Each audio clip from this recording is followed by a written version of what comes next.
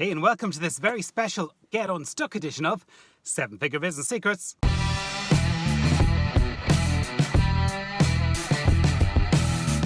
Yeah, so you know the way it is with entrepreneurs and getting businesses set up and everything is you sort of go from everything's running fine to suddenly it's not, to suddenly it's running fine to suddenly it's not, which is normal, right? But then every now and again you get to a stage where you just feel as if you're stuck. Things just haven't happened, and a day goes by, and then 2 days, and then a week, and then a month, and then 3 months' time you wake up and it's like, I'm stuck, help, right? And that's what a lot of clients, why they actually sort of come to me in the first place, is this feeling of unstuckness. Or they're stuck and things aren't moving for them. So I want to share with you, actually, there's a really cool way of actually thinking about getting or being stuck and how to get unstuck. And I want to share with you basically, I suppose, the three reasons why people get stuck and why you're probably unstuck or why you're stuck at the moment. So maybe the business isn't growing as fast, or you feel life isn't happening for you. And I'm going to share with you basically three reasons why you're probably thinking that. But most importantly, I'm going to share with you the absolutely stupidly simple way to get unstuck today. It is so stupidly simple. It's something I learned from a boss a long time ago, and it still serves me well. I'm going to share that with you. So basically, when someone says to me that they're stuck, what nearly always happens is after you chat to them for a while, you realize it's never that someone's stuck. It's actually that they're stuck because they have to make a decision and they're not sure what to do about it. So you probably know this is true in your own life. If you think about if you're stuck because you're not earning enough revenue, you probably know there's a few things you need to do, but you're stuck because you haven't made a decision about going out and doing it, or finding the person who can help you do it, or just maybe you got to drop something that you don't want to drop yet. Yeah. So it's all around decision, and it's the same in life as well.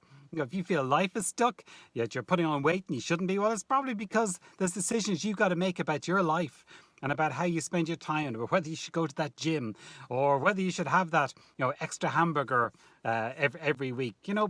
It's all about decisions, and the main decisions that you've got is there's basically three things. If you're feeling stuck, there's three things that are happening.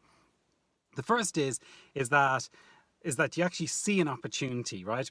Maybe you're advertising on Facebook and you want to start advertising on YouTube, yeah, but you're not quite sure yet, because what you're thinking is, well, if I advertise on YouTube, I think this might happen, but I'm not sure about it, because let's face it, in business world, there's no guarantees of success.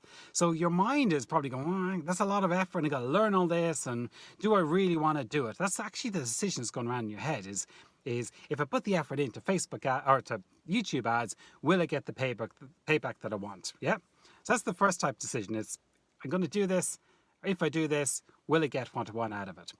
The second one is really even more interesting, which is actually, if I don't do it, will I be missing out on an opportunity? So the FOMO, the fear of missing out. Yeah. So if, for example, you're advertising on Facebook and it's going grand, but actually you have a suspicion in your brain that if you went on YouTube, you get double the amount of responses. And the fact you're not doing it at the moment, the fact you haven't taken the decision to do it, is playing on your brain. And it leaves you in that state where you're thinking, if only I did this, then things would be a lot better. And it's a classic feeling of being stuck, yeah? Not doing something that you think is going to be of value. And the third thing is actually being stuck in this, I am going to do something only when I have all the right information available and I can make a proper decision. The analysis paralysis stage is that in your head you've already decided that you're going to have to make a decision, but you're just getting so much more information and beating yourself up to figure out what's going to happen and what's not going to happen, that actually you're spending so much time preparing for a decision that in reality you'll probably never make, because you'll never get enough information to clarify whatever indecision is going on in your brain at the moment. And that's the horrible thing about being an entrepreneur and being a business owner, is that we're grappling today with decisions that are going to affect the future with no guaranteed outcome. Yeah. So I don't know today if what I do is going to have this guaranteed outcome in the future. I just don't have that crystal ball, yeah? And it's the same for almost every single business decision. If I hire Joe, right, will Joe actually be able to deliver the product that I want, yeah? I don't know. He looks like a good guy. He seems like a good guy. He's got the right intentions. But you know what? He might have an attitude that sucks. I can't see it yet, but that might happen. That's the typical decision that we've got. However, going back to my first problem is, I know I need Joe. I need someone to fulfill this. Yeah, problem number one. So that's why I feel a bit stuck if I don't hire him. Number two is if I don't hire Joe, maybe I'm not going to be able to grow my business. That fear of missing out. And the third one is I could make up a category, right? And I could make it up and decide, you know what, if I get enough more information about Joe, maybe if I get 2 CVs, know what, I need 6 CVs. Maybe I need to speak to 7 former employees. Maybe I need to speak to some friends of his. Maybe I need to bring him in for a 3rd round, 4th round, 5th round interview. Yeah, the decision paralysis side. So basically, here's how I do it. I told you it's really, really stupidly simple, but it's incredibly effective. Every client I've ever shared it with goes, that's stupidly simple, and they come back going, it works, right? So this is what it is. You find yourself one of these, yeah? A blank bit of paper, yeah? And you put a line down the middle of it, and you know where this is going. You write pros and you write cons on the top of that. And then you just go mad with it. You write all the pros about, you know, if you make this decision, all the cons about if you make the decision. So for Joe, I'd write down, you know, he could do this, he could do that, all the positive stuff. But he might fail on this, he might fail on that. I might look really stupid having spent all that. And, you know, my marketing person might think, you're such an idiot. You employed him and you could have employed another person like me. Yeah, you know, all those type of things. Write it all down. And at the end of it, what you're going to do is you're actually going to look at your list. But you're not going to look at your list thinking the right answer is here.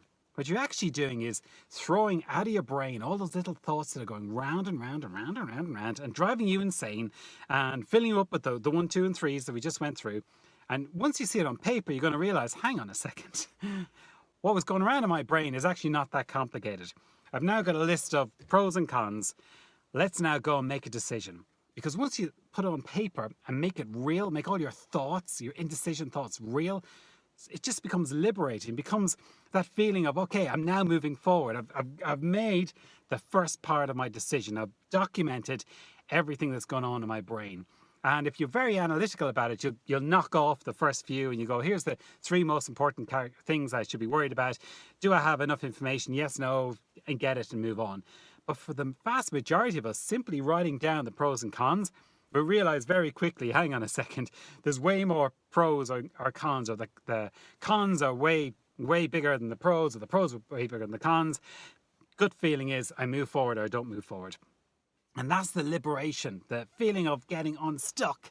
It's when you can actually say, do you know what? I'm moving forward. I am making the decision.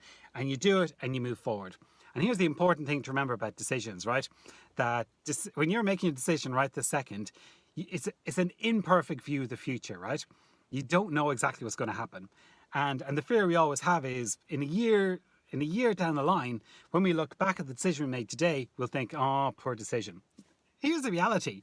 The decision's right. The decision you're making today, based on the lack of information about what the future is going to hold, is exactly the correct decision to make. Yeah, it's not good or bad, it's the right decision.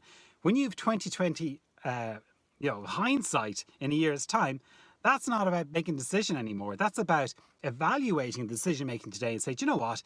If I make that same decision again, how would I improve? Maybe I'd improve some of the pros and cons on here, or realize that the weighting one or the other needs to change. But the important thing is to make the decision. And then if the really important decision is to look back in 6 months' time, a year's time, and say, hey, the way I made that decision, was that a good process or not? Yeah. And by and large, nearly always, in fact, you look back and think, no, I'm so glad I made the decision and moved on and got on with my life and got unstuck, rather than spent so much longer not making the decision. Right, so that's how you get unstuck. If you're feeling stuck, up here, there's a decision that has to be made. That's what it is. Figure out what the decision is. Get your bit of paper, write pros, cons, write it down. If you need to be analytical, do it. If you need to stew in it overnight, do that. But make the decision and move on. And that's the great thing about entrepreneurs. That's what we do. We move on, we make a decision, we move on, and then we go with it. We go with the flow, because there's going to be another decision in a week's time and another one the week after that. And that's just how it is. And the better you can get with making, good enough decisions and quickly, the better your business is going to become, the bigger it's going to grow faster, and the happier you're going to be with the process. You're going to absolutely love making decisions, moving on, and that, I wonder if that was cool or not, because that's the game, right? Okay, hope that helps. Get out there, make those decisions if you haven't got the message already, and I should talk to you shortly. Bye.